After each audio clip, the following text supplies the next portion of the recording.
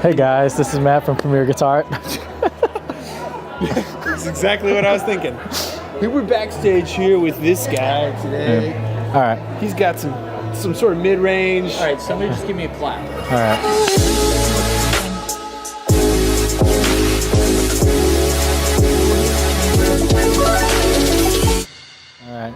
Hey guys, one of the things we wanted to do is just kind of go through different people's pedal boards and just check them out and, you know, reasons why people do the things they do. So first up, we got Ryan Peters here, one of our guitar players at the old Chesterfield. So Yes. yeah, why don't you just first walk us through the chain? Sure. Yep. Okay. So,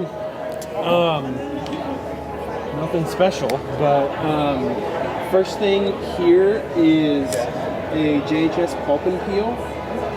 So it's a compressor, kind of makes everything nice and even and squishy and beautiful sounding. This is one of my favorite things that I have here. Out of this, it goes to the micropod, which I mostly use just for like kind of thickening leads and some swells and stuff. And then after that, it comes over here to the Timmy, which is kind of first stage drive. And then this CMAT Mod Signa drive. Which is sort of like a tube screamer type, and then the last one is JHS Super Bolt, which is based off of Supro amps, but it's like a really thick saturated overdrive, which is cool. And then from there it goes back to the volume pedal, and that way when I'm doing swells, all of my wet effects are after the swell, so that I'm not swelling in those, I'm swelling into sort of my bass tone, and then those are, we can get into that, but so volume pedal is just a VP Junior. It's pretty basic, no mods or anything like that. The tuner is out of the bypass, so that it can be just always on, and then if I need to tune, I can just turn this down, but also like as I'm playing a note, I can then see if it's in tune or not in tune. And then after the pedal, or the volume pedal, then it goes to the delay, which is an Eventide time factor, which is kind of an oldie but a goodie for me. And this is kind of cool. It has this aux switch made by this company called Barn 3. I don't even know if you can still get these, but the cool thing about it is it actually attaches to the bottom of the pedal, and so it really makes this pedal in particular 1,000 times better. So that's the time factor, and then from there it goes to the Flint, which is kind of half reverb and half tremolo. Which is sort of a magical combination. I mostly use it for the reverb. And then the last little tidbit is this little aux switch, which is connected to the Strymon Flint here. And it's really like a favorite switch, so I can have another reverb setting. So sort of my regular reverb is just sort of like a mid-level reverb. And then if I want like a big, giant reverb, I can push that and get that. And then from there, it goes out to the amp, and that's kind of the pedal board. Cool, so let's break down a little bit more. So when you go into your compressor, how are you using your compressor? Yep. Yeah, so I'm one of those, everybody kind of falls on different pages. I'm one of those always-on compressor people. I like that kind of squashed compression sound, so mostly what I use it for is, one, it's just evening everything out. So when you play a chord, you get a nice even volume between highs, lows, different strings, all that stuff. The other thing is it kind of gives it that squashy, plucky sort of sound that I just kind of enjoy. And it just sort of pushes everything a little bit. I've got it set to just a little bit over unity gain, so it kind of pushes everything. There's some initial coloring. I find this one to be kind of dark, just sort of naturally, so that's why the EQ is turned up quite a bit. But yeah, that mostly I use it just to kind of smooth everything out. To me, I think compression is kind of the difference between like sort of pro sounding and not pro sounding. And lots of differing opinions on that, so don't shoot me or get mad or anything, but I particularly like that it's always on. Yeah. Cool. And so how much of your like clean signal do you actually have in there into the compressor? Because a lot of these compressors now have a blend switch where you can blend in clean signal back in. Yeah, exactly. So it's about, what is that, like 60? It's about between 1 and 2 o'clock. So it's not completely, it's not completely the full compressed sound. But I kind of, the other thing I'll do is like, if you're, like a lot of times when we play like all these up-tempo songs that are kind of like dance pop songs or whatever you want to call them, and you have that really clean kind of fun, almost like Jackson 5, a lot of the stuff we do at like a youth has like a lot of almost like funk inspired stuff, then I'll usually crank the blend way up to get her like a really squash sound. Otherwise it's kind of set to just sort of blend and even everything. Yeah. Cool. All right. So moving on, your micropog. How are you using that? Micropog, yeah. So I have it set, and I think a lot of people do it this way for worship. I have it set to where it's, so there's this dry knob here, and the more that you turn it up, the more of your dry signals blended in. So typically I have it almost all the way up. So I'm really just sort of barely using the effect. So it's really subtle. If I'm doing like swells or something and I have time to turn it on, just kind of adds a couple more octaves. So there's one lower, one higher, which just makes it sound really pretty. The other thing I'll use it for though is for just like thickening a lead line, which is partly why it's so subtle, because I don't want it to like sound like a weird organ sound really. But like if I'm already on full gain and I need to jump out just a little bit more or kind of help it cut, I'll use that. The other thing about the micro pog in particular, and I have never used the big pog, but the nano pog I've had, the micro pog in particular has just better kind of natural harmonics. So like if you leave it on and hit like a big chord with overdrive, you get kind of like this cool, there's a couple extra layers of harmonic overdrive and overtone stuff that's in there that is always kind of cool. Cool. I feel like I got that for Christmas services once, and it always seems to shine at Christmas time. So I don't use it a whole bunch, but it's cool when I get to use it. Cool. All right, so let's talk about drives. Yeah, so the Timmy is, sort of like a really transparent overdrive. For me, I mostly use it as kind of like almost like a preamp. So I don't really have it pushing much. I use it so that it's my initial like tone shaping. So kind of early on, I'll cut quite a bit of bass out of my signal for worship, like if I'm playing with a band, because if you're not doing it at your board, they're doing it in the back. So one of the things to kind of help me cut in the mix is to get rid of quite a bit of bass. Sounds really great in like a 3-piece blues band on a Strat, on the neck pickup. If you think about like all the sort of tone god, like Hendrix and John Mayer and all, like they all played in like a 3-piece band where they had a lot of sonic space to take up. So one of the first things is I'll use that to kind of cut a lot of bass, and then based on the amp or the speaker or whatever campus I'm at or whatever, then I can also kind of dial in sort of tonally, like just treble and bass where I want it. The other thing is just gain wise, it just helps to be able to kind of push the amp a little bit, get a little bit of saturation going on. You can do it on the amp, but it's nice to be able to just control straight away how much I'm pushing the amp. And then that's kind of always on. It's just typically then my clean signal will kind of break up if you dig in, or if you lay off and you play really lightly, it should sound pretty clean. And then second stage is this Signa drive, which has a broken LED light. Guess how fun that is. I have no idea if this is on half the time, which is always interesting. But it's a tube screamer type, basically. And I kind of use that for my main, like sort of main rhythm tone. It's pretty nice, smooth overdrive. The other thing is tube screamers have kind of like that mid boost thing going on. So like, again, in the band, it's just more mid-rangey to help kind of cut. But still kind of smooth and nice. And then the Super Bolt is just sort of gnarly. It can really do everything. Like if you want to use it low gain, it sounds great like that too. I prefer to have it kind of cranked. So that's kind of my last stage. And typically, I know it doesn't look like it, but typically tone-wise, it'll add kind of quite a bit of top end to help for like a solo or a lead line or whatever little melody part.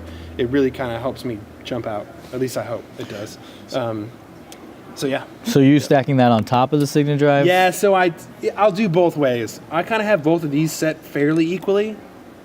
kind of, so that like if I wanted to just use the Timmy and the Super Bolt, I could, or just the Timmy and the Signal Drive, if it's on, I could, or for my biggest, loudest thing, I'd use both. Also, it has the world's most ridiculously bright LED light, which is why there's some board tape over the LED, because I don't think the lighting guys love it. You can still see it. Yeah, it's super bright even with tape on it. So yeah, cool.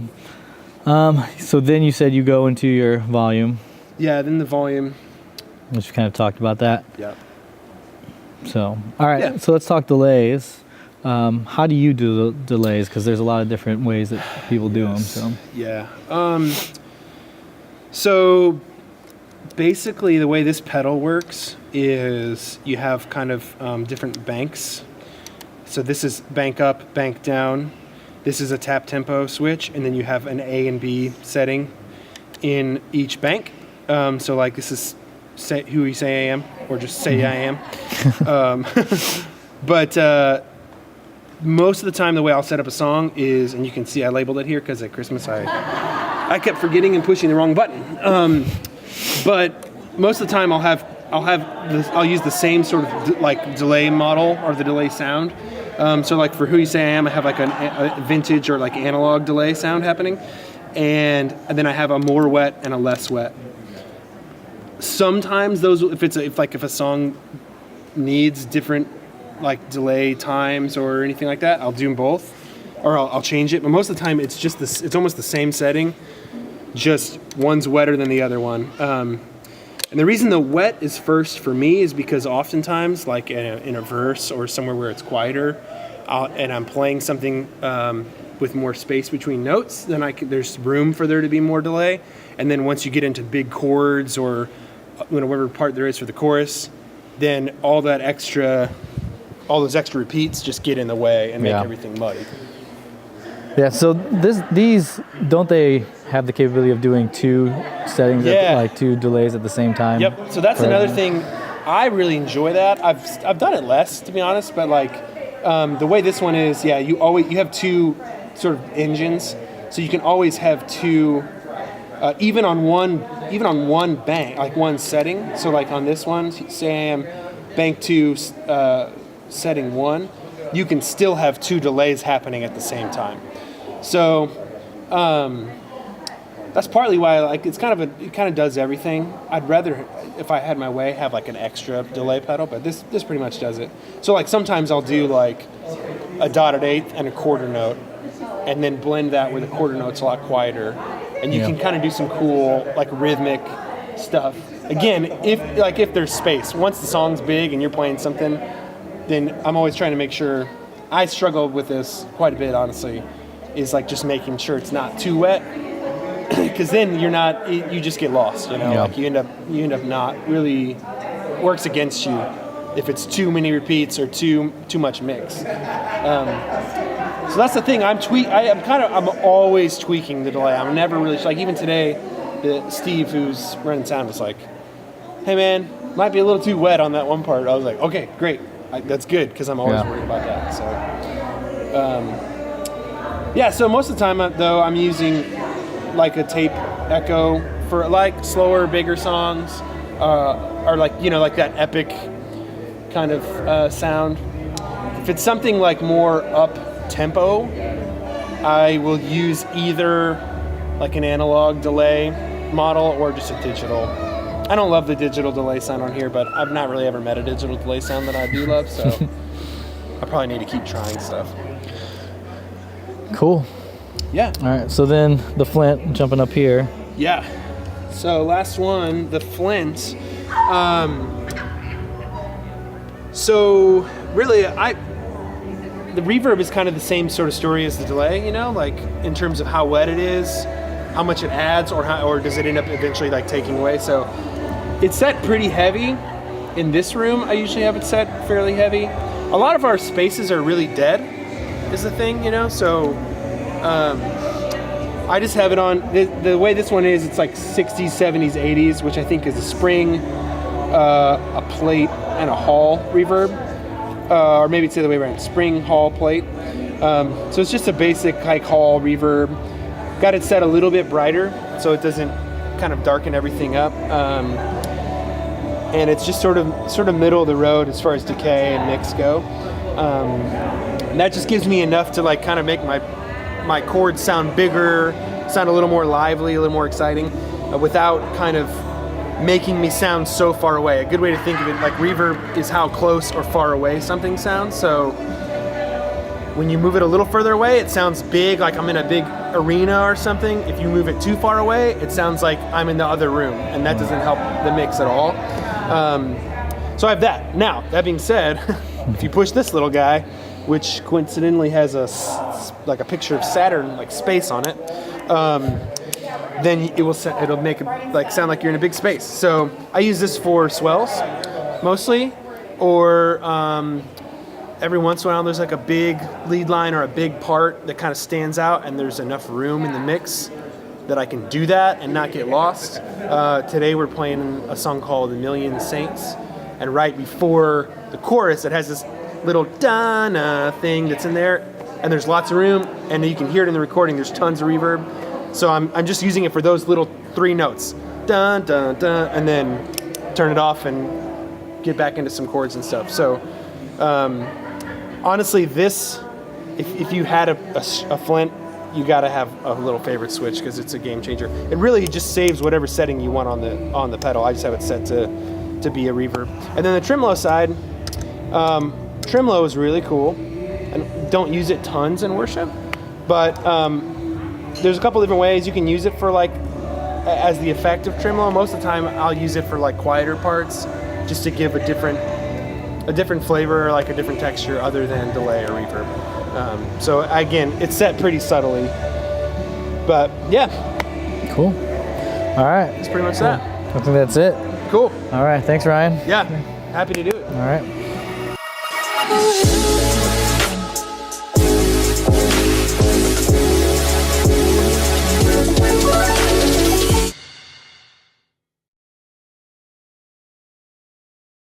Cool. I like this. I think that's enough B-roll that they can kind of... This is probably the biggest weak link, dude.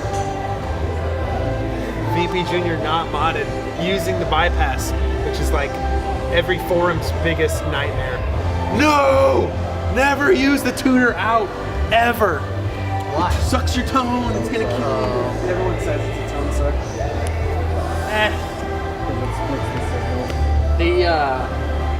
The VP Juniors has always been too, like, peasant level for me.